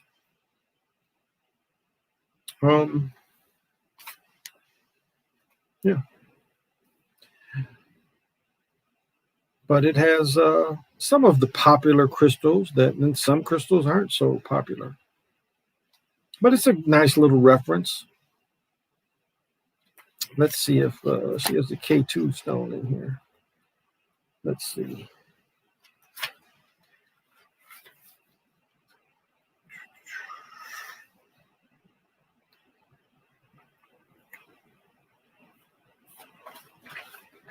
Hmm.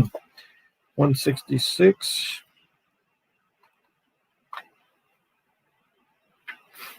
Now she has a little thing on kyanite that I talked about before.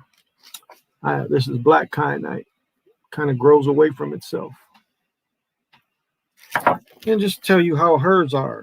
Kyanite is excellent for attunement and meditation. It is tranquilizing, a powerful transmitter and amplifier of high frequency energy, stimulating psychic abilities and intuition with its ability to tune into casual level. This stone can help spiritual energy to manifest in thought. The crystal connects to spirit guides and instills compassion, grounding spiritual vibrations, and it brings spiritual integrity and moderation. It felicitates dream recall and promotes healing dreams. That is why they say green hematite or kyanite is the best to sleep with, because it will help you remember dreams. Kyanite does not hold negative energy. It never requires cleaning. This is why it's a great first crystal, is because you never have to worry about, because like most people's crystals with women are diamonds. Diamond will hold negative energy. You get into an argument, you wearing that goddamn diamond, that diamond can expand that negative energy. It will hold negative energy.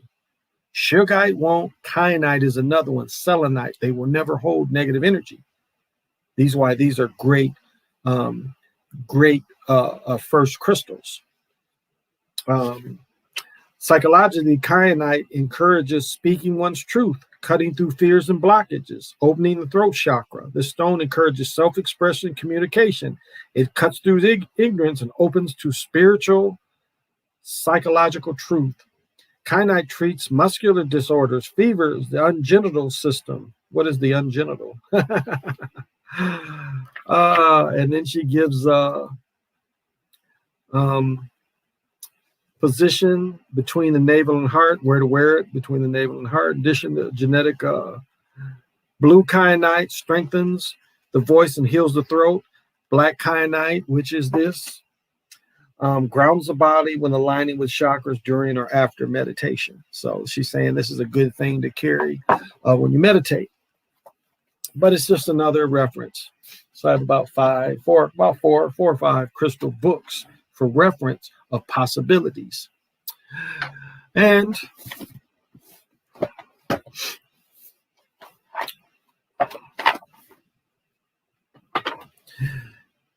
this is what we were hearing when awakened, when we were hearing the cards moving.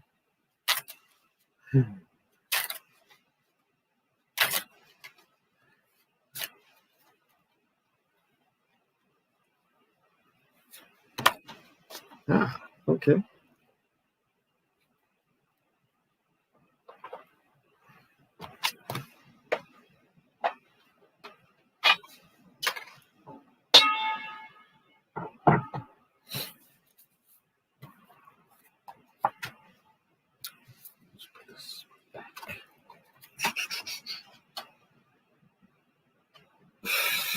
Give this one a little energy.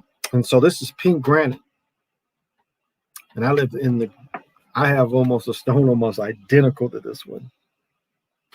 All right, this is 36. This is why I know the area I live in is holy ground. Pink granite has the highest pragmatic resonance of all stones and creates immense energy. You're ancient with arcane knowledge role that entails, but you originated in the stars. You understand cycles. You know how to separate cycles in the great serpent. You've been involved in ancient power struggles. Cut yourself loose, becoming more grounded, leaning experiences occur regularly, and serendipitous and synchronicities put you in exactly the right place at the right time. Timelessness. Be assertive and make things happen. Events move with surprising speed once you focus your attention. See the whole picture before deciding. Be pragmatic. Don't give power away. Maintain balance in a relationship. You need diplomacy and tact. Lightning can strike twice. If you're dealing with ancient strife, look at the big picture. But this is this. See the whole picture before deciding. You know, in the Matrix, when they do the camera, you know, the camera that goes in the middle of the field now, that was used in the Matrix first, how they could throw the shot from the other angle. That's how you have to fight with or not fight, but figure out your obstacles. Figure out your obstacles. Look at all sides.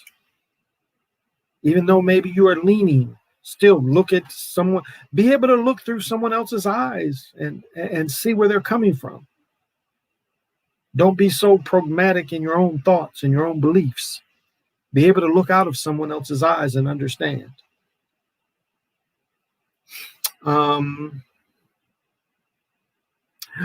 Everything must pass away.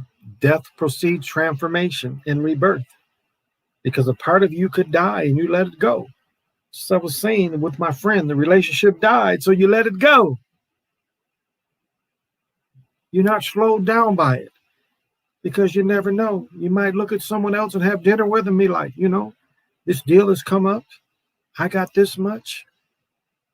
And it would be really cool if you had that much. And we can go get this house. Like right now. You never know when that kind of opportunity come up. One minute you're thinking, well, I wish it would have worked with her. But then you go the next night and you have dinner with someone and they say, hey, we get along. I know you got a good heart. Let's try this. It's not guaranteed it'll work, but let's try to go at it again. That's how quickly you can turn around. It's like you never dropped a beat. It's like, I'm sorry that flower didn't grow, that didn't blossom, but all flowers don't grow sometimes. And so you have to be smooth. Move like the wind. The wind carries you slightly over somewhere else. You got to say, hey, damn, this is sweet. I've stepped into something good. So that's all we can do. So I send this pink granite energy out to y'all.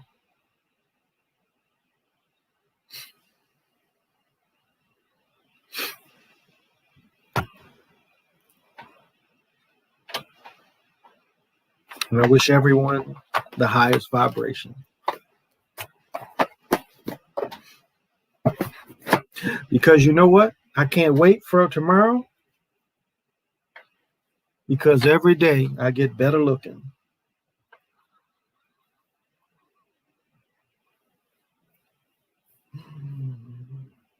And I must thank everyone.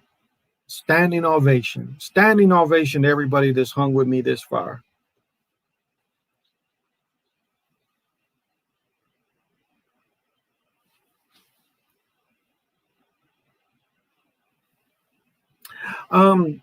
One thing about remembering more of your dreams, like I'm ordering more of this. I just ordered more of this.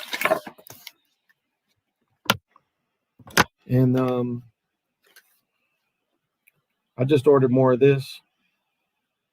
I'm going to order, I got to get the drops too. I forgot about the drops, but I ordered a 5-month supply.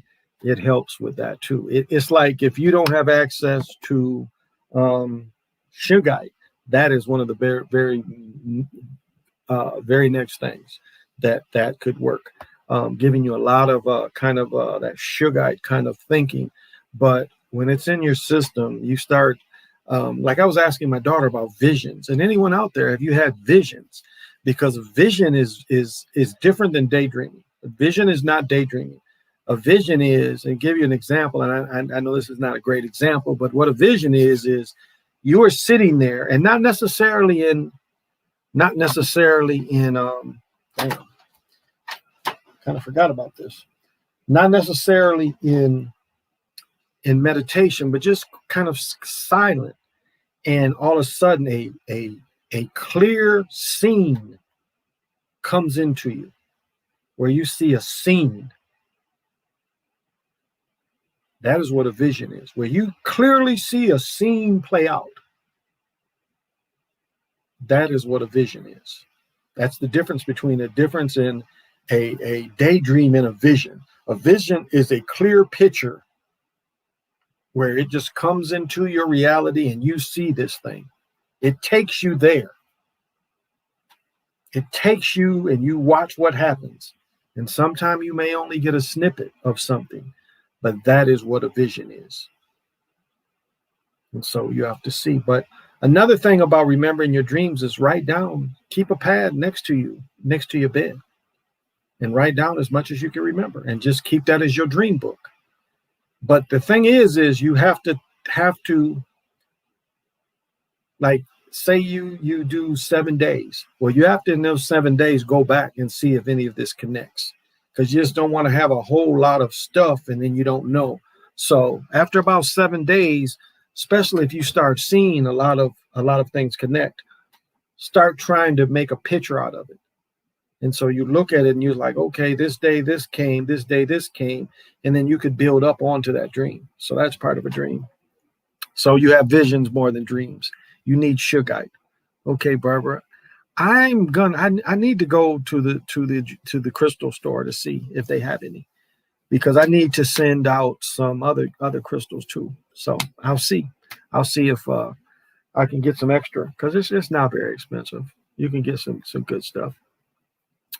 But yeah, remember that is that's the difference between visions and dreams.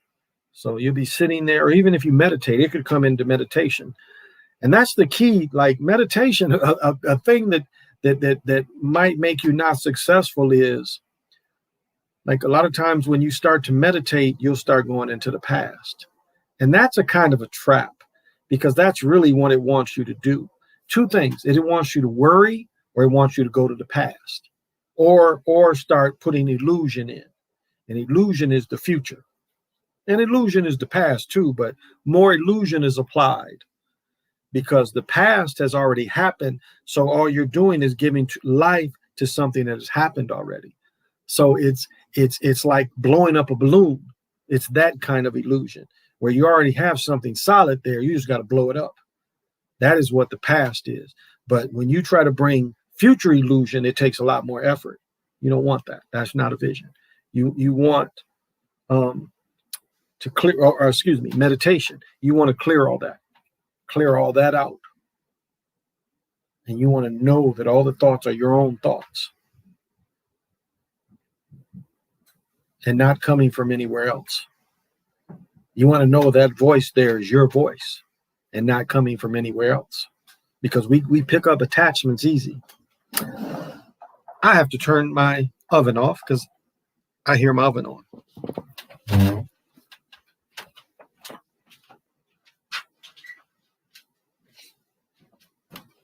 Let me show this though.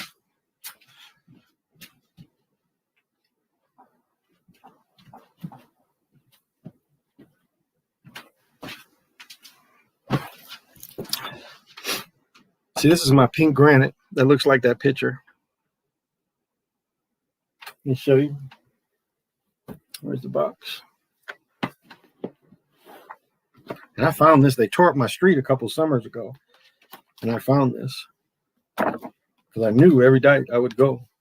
Now, this isn't clean either, but they're very close. You know, it's hard to see the blacks in this.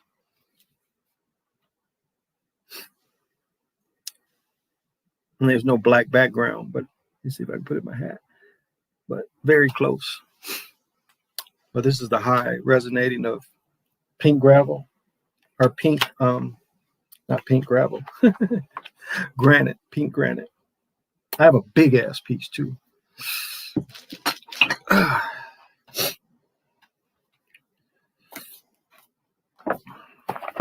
have a lot of rocks around.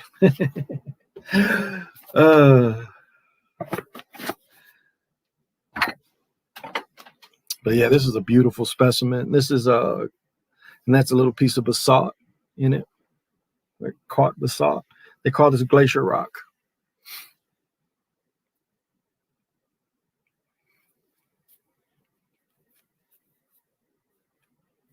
Gosh, I've had this about 3 years now. When I get done, I'm gonna have a meditation session with it.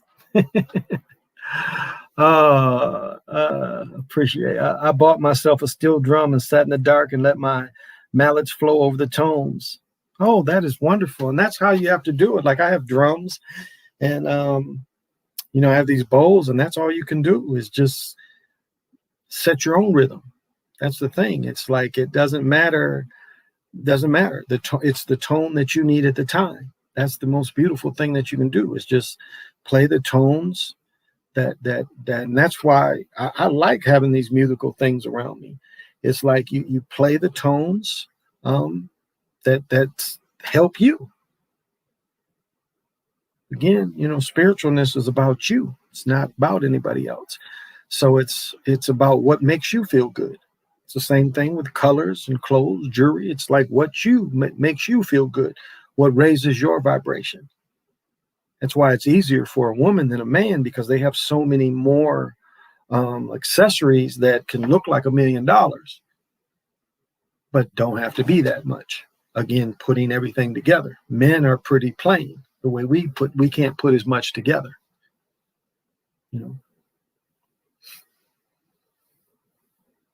But that's okay.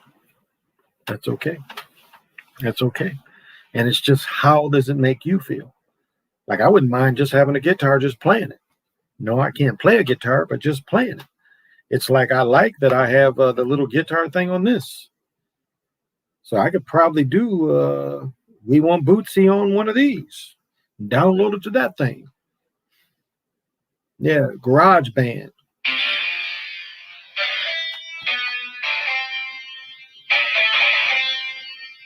I had Purple Haze the other day.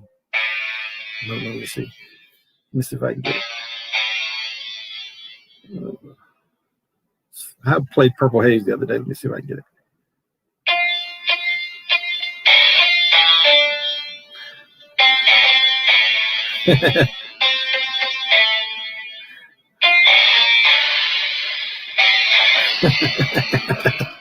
But I just have fun with this thing.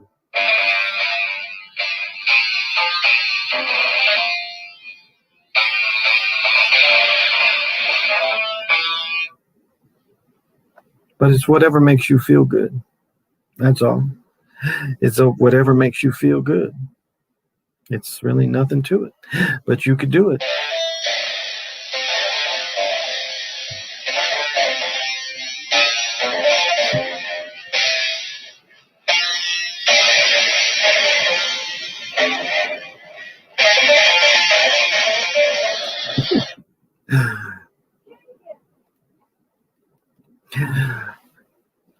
So it don't sound great. I call Cap Barbara. I call Cap. You cap it. That don't sound great. That sounds like some mesh. But it's just, my point is just to have fun with it. That is my point. It's just to have fun with it. You can put some beats and some drums, but it's just to have fun with. That's all, y'all. It's to have fun with. 2G JBL speaker. That's a good point. I guess I could hook it up to actually this thing too. There's a way I could hook it up to this thing and play the music through that, and probably put that Bootsy riff on there. 8 Wind, we want 8 Wind. No, I'm gonna get it together. I might shoot a video with this phone and get me some Bootsy clothes. I wouldn't do all that. Well, guys, I think I am going to call it a night. I will be back tomorrow without unless some kind of difficulty comes up. I will be back tomorrow. But again, I want to thank everyone. Applause to you. Standing ovation.